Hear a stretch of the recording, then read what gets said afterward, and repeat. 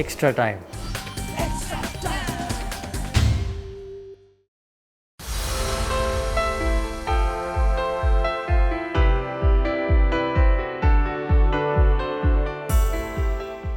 I touched on it earlier, just wanted to go back to the IPL. Obviously that was your first season in the IPL, and it came to that such a swift halt of the coronavirus wave going up in India.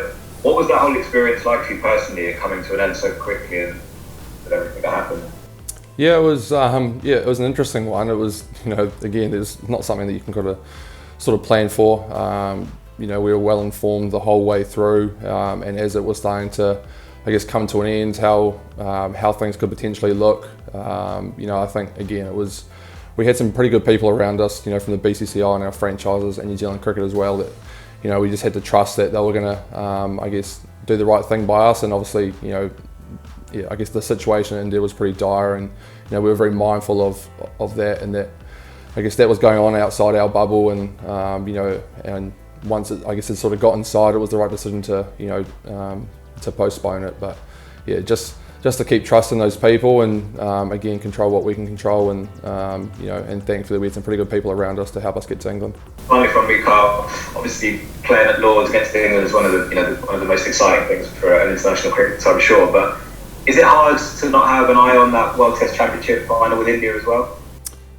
For me, no, not really at all. I think again, like I said, if you look too far ahead, you can kind of get caught in the bounce a little bit. For me, it's my first trip to England, my first time playing cricket in England, first time at Lords.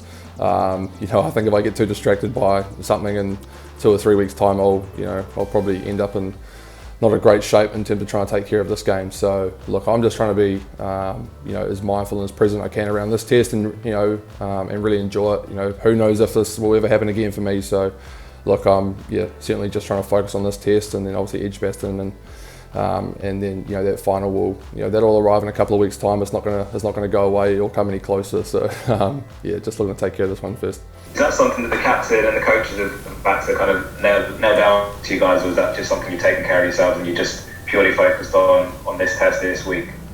I think it's just kind of the way we kind of look to approach our cricket. Really, we're like I said earlier, we sort of focus on what's in front of us, what game we've got in front of us. It's not about tours that are coming up, or game 3 of a series, or even game 2 for that matter. It's first day, it's then second day, and that's just how we tend to operate. And we speak about that philosophy, not so much in terms of the situations, but that's our philosophy that we look to try and focus on, and that's always in front of us, and that's always reminded of. But that's just kind of, I guess, how we look to operate.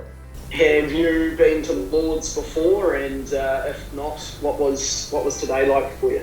Nah, first time today. So that was a pretty cool experience today, to be able to I guess just try and soak in everything that the ground and the history that comes with it.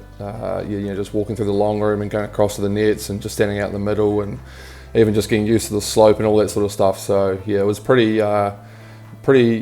cool day to be a part of, and just trying to soak it all in, and just kind of be as present as I can really in this moment, and just trying to enjoy it. I imagine there would have been a few guys similar to you who first time experience at Lords. Were you all kind of talking amongst yourselves and getting photos or whatever? What was it? I think guys kind of went about it in their own way. I think there was obviously myself and Rutch, and I think Dev as well, maybe a few others too, but I think certainly for us, I think individually it was just each guy probably went about it in their own way, and there's a few photos taken. I think even Roscoe had a few taken as well, so shows even if it's not your first time that it's still a pretty special place to be. And I think guys were just trying to I guess just soak up the ground and the history. It's sort of I guess all around you, all over the walls and that sort of thing as well. So guys were just trying to, I guess, soak it up in their own way. I think last time we spoke to you, you said you hadn't quite had the chance to roll your arm over with Duke's ball. I take it you have by now. What have you made of it? Has it moved more than you expected? Are you getting a lot out of it? Like, is it much different? Oh yeah, I guess it's different from the Kookaburra, but I mean at the same time it's still I guess a round red ball. It's I guess it's swung at times, it seamed at times. Our practice wicket didn't have a huge amount of grass on it, so Didn't move around a whole lot, but yeah, it hasn't been, I guess, too extreme from from what we've been used to at home, and certainly some pretty favourable conditions at times. So yeah, it's been nice just to more just the volume side of things, really, just to be able to bowl some overs and just getting used to a slightly different feel in your hand. Let's back to England. Jofra Archer, Ben Stokes, both out for this series. I just wanted to ask, which England player at the moment sort of gets the most airtime in the New Zealand dressing room? And for you, who's England's most important player? I'm not really sure, to be fair. It's not really something we've had too much of a conversation about. Obviously, there's those guys out, and they've been a massive part of England's success over, I guess, a period of time. But it's not something that sort of we've spoken about too much. Again, we haven't spoken about who takes over those roles. We know that there's some great depth in English cricket, and regardless of who plays 1 to 11, they're going to bring some challenges for us, and it's just about managing, I guess, those challenges and what they bring, and what the conditions will bring in the ground as well. So I guess focus has probably been on us a little bit, and what our plans are and how we want to, I guess, operate leading into this first test. The possibility that you might open with Trent back home, you might open the bowling. Tim and Trent have for years now led New Zealand to many a test win as a duo. What would it mean to you, and how significant would it be to I suppose, join Tim and be the leading spearhead duo for a test, taking away the fact that it's at Lords and all that sort of stuff, but just to lead New Zealand the bowling in the test match? Well, it's probably not something I've thought about too much. Like you said, like Tim and Trent have been, exceptional for such a long period of time. Their records speak for themselves. They've led New Zealand across many a tour to many wins. And it's pretty cool for me to be able to just sit behind them and watch and learn.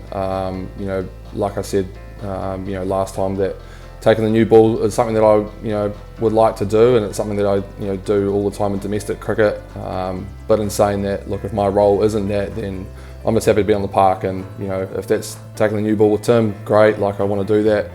If not, I also want to play, so if that means I'm bowling second change or third change or whatever it may be, then I'm happy to do that.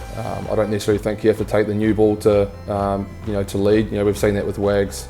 He hasn't necessarily taken the new ball a heck of a lot, but he's also a leader within this group, and his record stands beside those two as well. So look, whatever role that comes up for me, I'm just looking to just try and grab it with both hands, and and just enjoy it.